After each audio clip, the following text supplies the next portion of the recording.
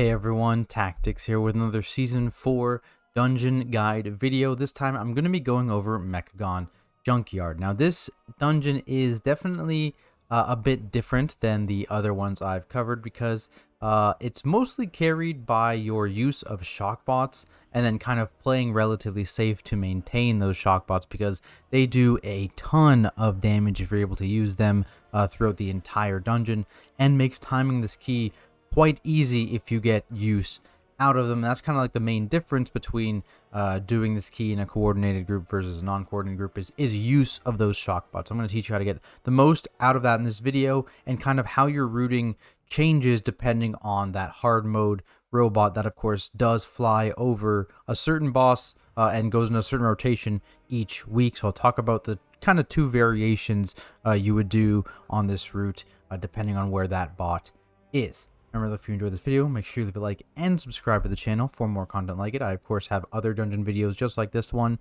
over on my channel, so check that out. And we'll be doing it for Dragonflight as well. But let's quickly go through the MDT here. And again, this will be linked down in the description for you guys that want it for yourself. So, starting off here, this is going to go to our first pole, which is this pink pole here. Now, how the setup will happens is you actually have people kind of running in 3 different directions to pick up bots. So right off the top here, we send a stealth class or a class that has like a combat drop. So the 2 main ones are going to be like rogue or hunter to grab these bots here. There's a little triangle of bots they can grab here: the shock bot, the grease bot, and then this health bot here. So they can get their bots 3 right off the top. They just have to be very careful because of these pats. They get very close to these bots here and occasionally require you to do a combat drop to get away from them without dying. This is definitely the hardest ones to get, which is why you would send a rogue or a hunter or someone like that to get them. If you're not able to get them, it's really not the end of the world. You really would prioritize getting that shock bot. This haste bot is actually the harder one to get, I think, but the important one to get is the shock bot. So if that's the only one you can get, so be it. Get that one and move on with your life. Meanwhile, everyone else is kind of running this way. So we have the healer tag this Nathrosm down here. He's just down the hill a little bit. The tank, meanwhile, goes up here. I pick up this scrap bot here to open up this shock bot for one of the DPSers. Meanwhile, we have another DPSer go and get this shock bot. These scrap bots have a relatively small combat range, so you can actually run right around them. Worst case, if you're not feeling too safe, you can just invis past it or something to get your shock bot and then jump down this way. Meanwhile, tank again has pulled this guy, running all the way over here. These 2 bots are for the tank. Grab both the shock bot and the welding bot in this pack. Pull these 2 guys into this 3-pack here, and then you have this entire pack here. And then basically by this time, ideally your rogue / hunter / whoever you sent over here is running around this way and can join the pull. Your other DPS should be already there. Your healer should be here. And you have a big pull, 4 shock bots already in this first pull.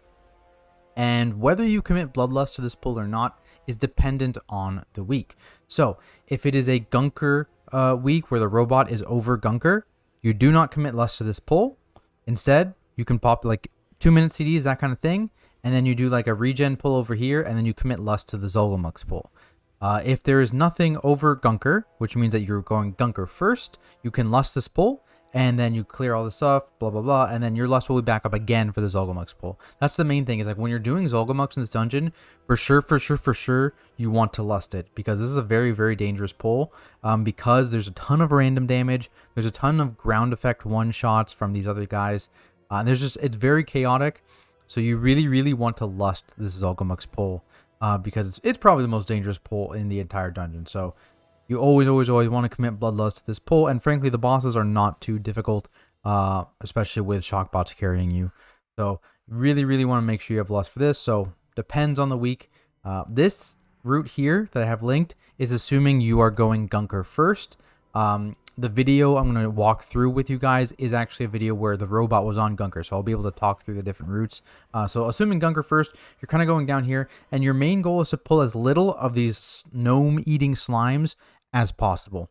These guys are very annoying, they're very dangerous, and so you're just better off skipping them entirely. There's literally only one being pulled because it's on our boss platform in this first pull, so make sure people are committing defensive to this slime and killing it ASAP. Otherwise, though, you're literally just pulling basically everything but the slimes in these packs. right here we got both of the elementals, Nathrazim, we got elementals and toxic lurkers. There's another infiltrator up on the hill, and you're just pulling these kind of like as you see fit. These are just kind of like guidelines of like pulls, but like realistically we just kind of continuously chain in this entire area here. This last pack we save for after we've done all these toxic monstrosities, and you can then pull these 4 guys into the boss or whatever. Moving up after this, again, depends on the week, but the pulls kind of stay the same here. It's just like the order you do them in. So if you have Lust coming up and then Trixie and Naeno's area is clear, you can like do this 3-pack, maybe this 3-pack if you need to wait a little bit longer for Lust, and then go into this Zogamux pull with Lust and LCDs and the boss. Otherwise, you can go just straight this way, move up through this Trog area here, getting all these Grunters. You can tag this infiltrator when it's between the 2 bone nippers and it'll just come to you.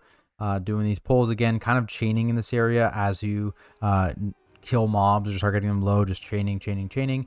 The big thing, and it's something you're going to see we forgot to do in this video, is pulling these 3 Grunters in the corner onto this boss when you're in like a safe spot on the boss. We forgot to do this and we're like 0.6% out of count. So don't forget to pull these Grunters onto the boss. Otherwise, you're going to have to pull like an extra thing later on. Very important. And then from there, you know, again, you either are doing this first or this first, and then you're doing the other one, same exact pulls, and then you're running over to the boss. You've got this big pull here. Not too much is too dangerous in this pull, though. You just have a couple renormalizer kicks in the shrink and a couple coil bearer kicks / stops in their AoE. That's really it. Everything else you can just kind of AoE down. 1 pull right before the boss room, and then the final boss, which I guess isn't even in the thing. There it is.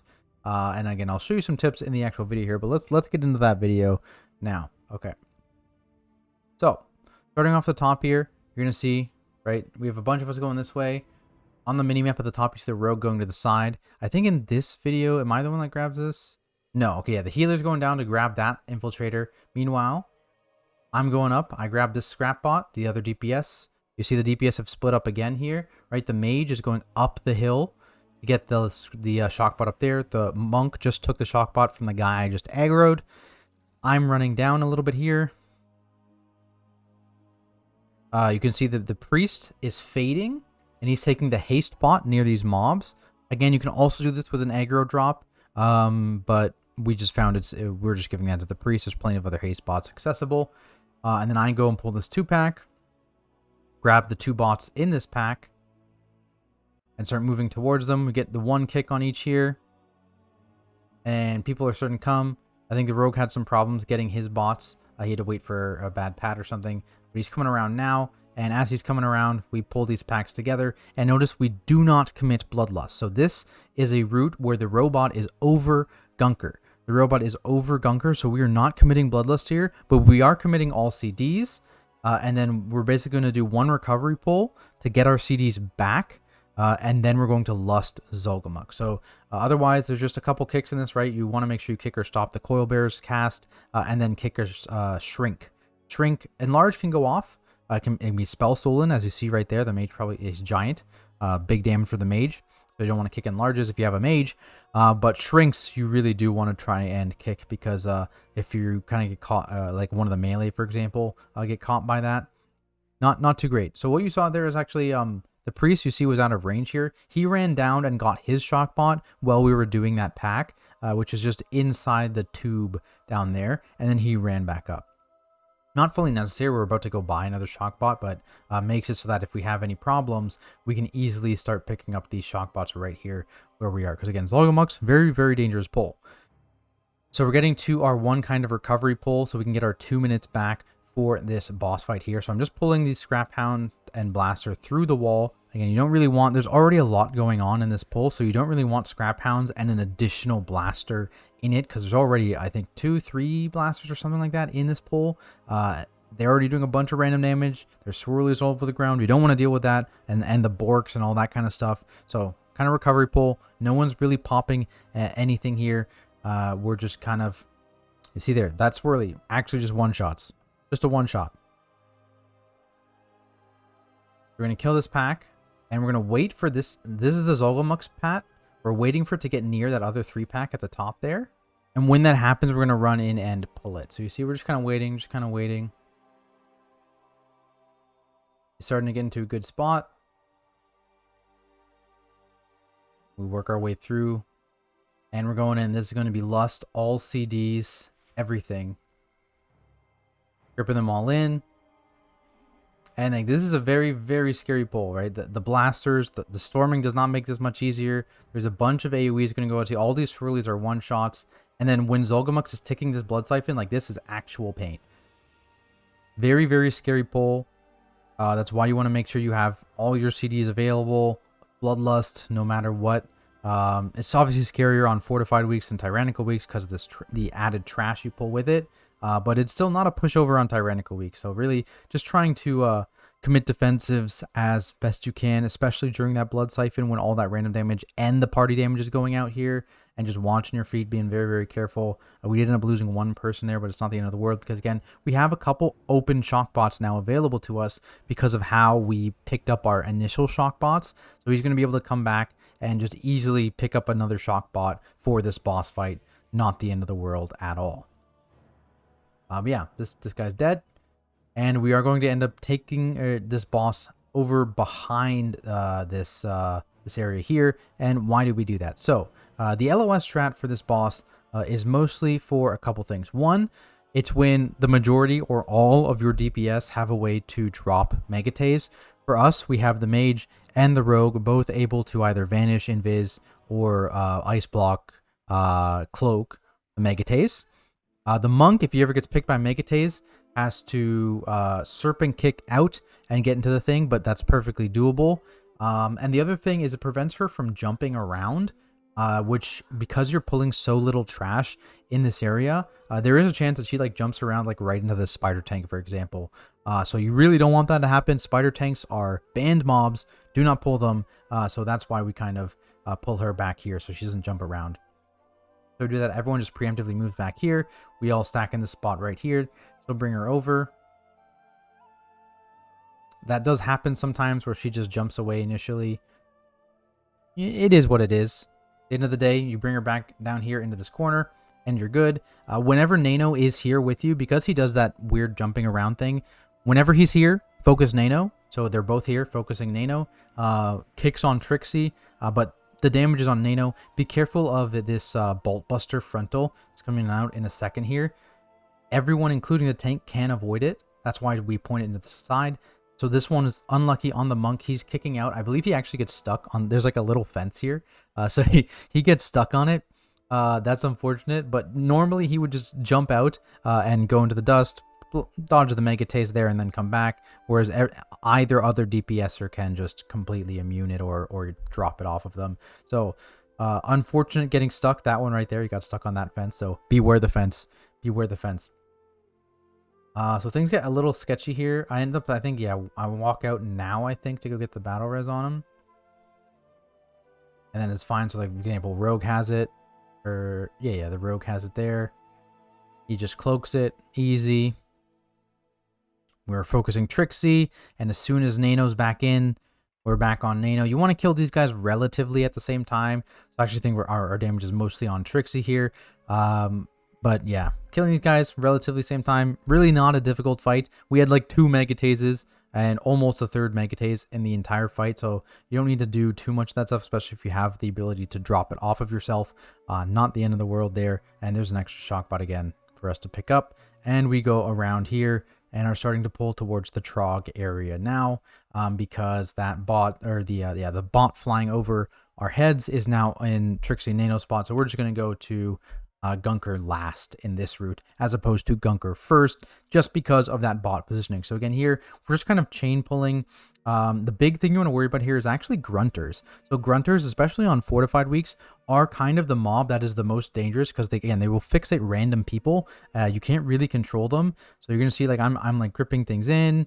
We like slow them with Death and Decay, try and keep them in as much as possible away from the ranged. And as like Grunters start to die, that's when we start moving into more pulls and adding more stuff, because all these pulls have like multiple Grunters here, and that's the scary part for everyone else, because like they can't be tanked, right? They're just going to be taking that damage, which is painful. So Watch how many grunters you're pulling. Don't just pull this entire line. That's like 10 grunters, maybe more. So a little spooky. But yeah, pulling them slowly and adding them in slowly as other ones are dying is definitely the play here. I'll show you how to pull the Nathrazim. I don't remember if I pulled it in this pull or the next one. I think I pulled it into this one here. Again, just watching those grunters getting really far away. So there's the Nathrazim. He's in a good spot now, so I'm going to go over, tag him, and he's just going to run up without pulling any of these Bone Nippers. Again, Bone Nippers are also banned. They will also take away your tank's buff bots, so definitely don't want to pull them. Ban mobs for sure. And I think I just drag this guy into the next pull here, grabbing these 2 grunters off to the side for count in a second here. Again, you do want to make sure you get these 2 grunters. I believe we do get them.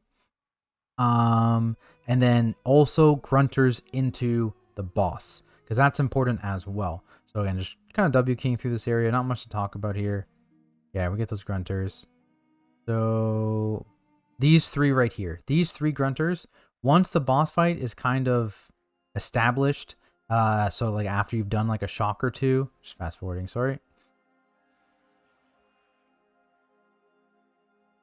Waiting for the pod, then we're going to the boss. After you've done a shock or 2, just these 3 grunters is all you need in this corner.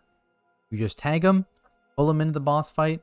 Once the shock guy is out, pretty easy little 1% counter, whatever it is. And that gets you all that you need. For this boss in particular, the really scary overlap is the second charged smash. So here you have that big AoE rumble, and that's kind of like the deadly thing. This charged smash does a lot of damage, but it usually is not going to outright kill you, especially if everyone's inside of it. Scary thing is you see these timers, charge smash into rumble. That's going to be the scariest part of this fight. So that's going to see, like you're going to see, I'm going to commit AMZ there, and other defensive. That's like one of the best spots to commit major defensives on this fight in particular, because that's the highest damage intake portion of the fight. These 10 seconds here, where you get smashed into like a 10 or a 5-second rumble. That's the biggest damage point in the entire fight. Just be aware of that. Otherwise, fairly straightforward. From here, we're killing boss, mounting up, and just running across the map. All the way across the map, all the way down here to Gunker. So, waiting for people setting up the first pull of Gunker. Toxic Lurker, our only no-meeting slime. The only no-meeting slime we're getting, and the monstrosity. So, Toxic Lurkers have 1 kick/stop. That's their single target, kind of like stun, disorient, whatever it is. So you can kick it or you can stop it. Either works. Suffocating Smog, that's the one. Slimes just kind of duplicate. Threat goes everywhere. They do AoE burst damage. It's scary. It hurts. Commit defensive. You see like all melee preemptively committed defensive to that pull there. You can see in the top left, because it's the slime. Like that's the only slime we're planning on pulling. Or ooze rather, whatever it's called. No, it is a slime. We're pulling slime elementals though. Again, kick on a slime elemental and a stop on the slime wave. That's what we have committed. The slime wave is dodgeable, right? It points at a range, but sometimes in these pulls it's chaotic. It's hard to see. So you just commit a stop to them. Very easy. Actually, something to note about these monstrosities. So I don't know if you saw there. We'll see on the next one. But basically, the melee DPS are actually staying in on these monstrosity AoEs because as soon as you dispel this AoE or this, like you touch this pool, that's hard to see there because it's bursting. Let me go to the next one. But basically, how it works is if you touch that pool, you get a very nasty disease. But if your disease gets dispelled and you're still in the pool, as long as you don't leave the pool and come back in, it will not reapply. So what the melee are doing is they're sitting in that pool. The priest is dispelling the rogue, and the monk is dispelling himself instantly. And they're just sitting in there getting uptime. All you're worried about there is the disease. There's nothing else to worry about. And that swirly is only kind of showing the area the disease is going to expand to. So maybe the next one will have a better one. But again, we're just pulling everything but the slimes here. The no-meeting slimes. Pulling that toxic monstrosity straight.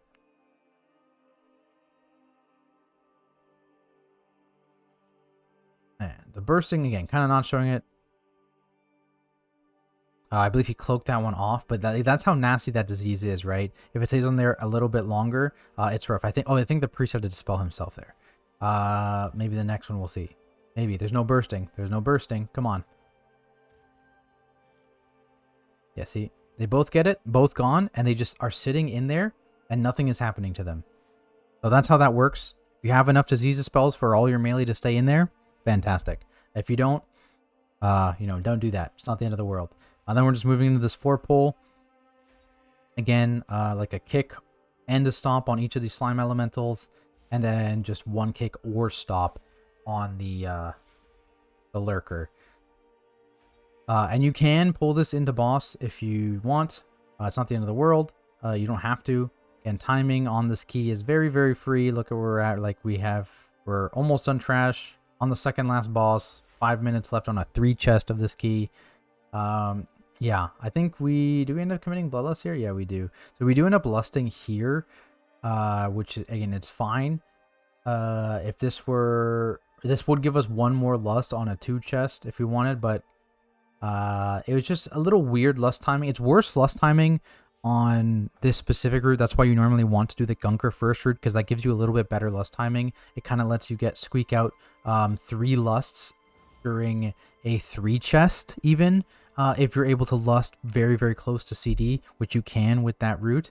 Otherwise, you're only going to get 2 lusts in a 3 chest and 3 lusts in a 2 chest, which it's whatever. But this key is definitely 3 chestable. If you play really, really cleanly, even on this high of a key level. We're seeing people in the Great Push like 3 chests, like a 29s. Did they 3 chests a 32? They might have actually. Shockbots are wild. Shockbots are wild.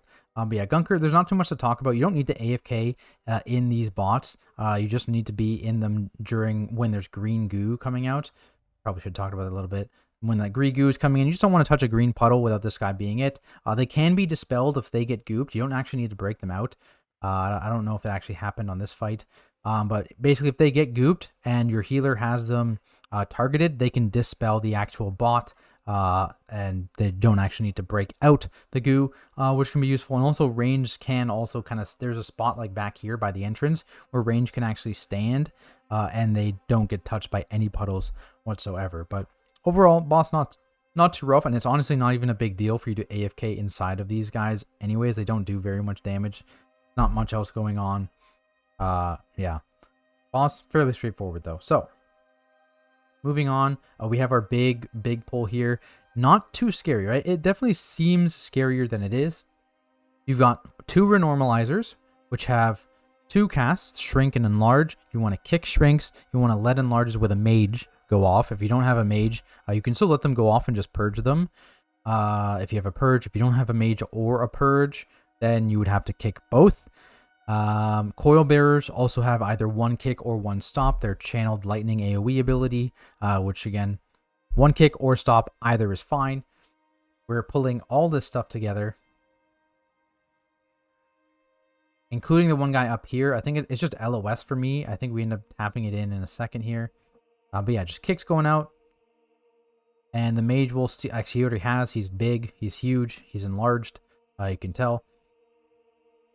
And this pull is honestly not that scary. If you're getting, really the only source of big AoE damage is those coil bearers. So if you get those kicks quickly, the only thing you're worried about is if you miss a shrink kick, try not to be moving too much in case you squish your friends. And the enlarged things you do want to kind of purge or spell steal ASAP so your tank doesn't get murdered. Especially if a coil bearer gets enlarged and then immediately starts casting and you get a couple ticks of the enlarged AoE. That can be painful, but otherwise not too bad. Going up the last pull here, the cavalry will charge to a random player here, and then will always, so he's going to charge this spot, and then he's going to shoot his line of bullets and start rotating around in a circle. The way this works is that the line of bullets will always start at the tank. So he's going to jump here and shoot it directly at me. The direction he rotates after that is 50-50. He can go in either direction, but he will always shoot this at the tank. It's always at me. That's what everyone just wants to make sure you're not on the tank. After that guy jumps, get off the tank, move away, and then you're okay. Same deal. So he didn't jump this time. Rapid fires right at me, but see how he's rotating in the other direction this time? It can be either 50-50, so they can rotate in either direction. Just be careful. Otherwise, though, it's just the 1 renormalizer kick, the 1 coil bearer kick. And you would be done here if you had pulled those grunters onto King Gobamax. So remember, do not forget, we're 0.6% off here. We did not pull those grunters onto Gobamax. Make sure you do that. We're opting to just go up and kill the boss now. You can see our monk has gone up this left side already. He set up a Transcendence up there. It's basically a 50-50. If he gets that side, he can Transcendence up insta. Very helpful. Let's go a little bit faster. Similarly, a lock can set up a gate for like the other side as well. And you can have someone covered on either side. And we just have the last boss here. There's not too much to talk about really. Dodge the cannon blast. You can slow, stun, root.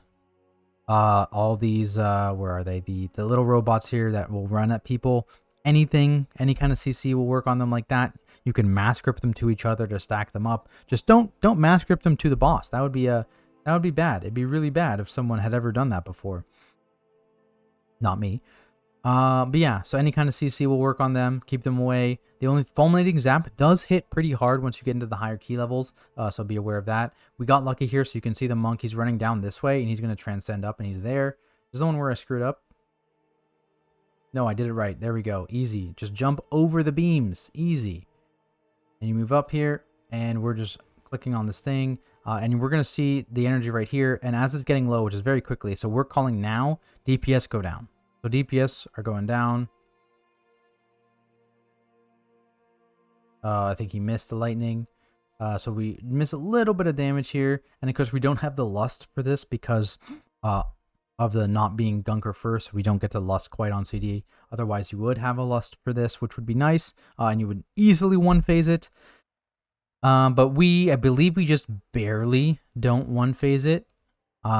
Unfortunate, it is what it is. But on most key levels, especially if you have lust for that, like that's a pretty easy one-phase. And again, DPS can go down early. They can just touch any of the lightning, get teleported down when there's like less than 20% energy.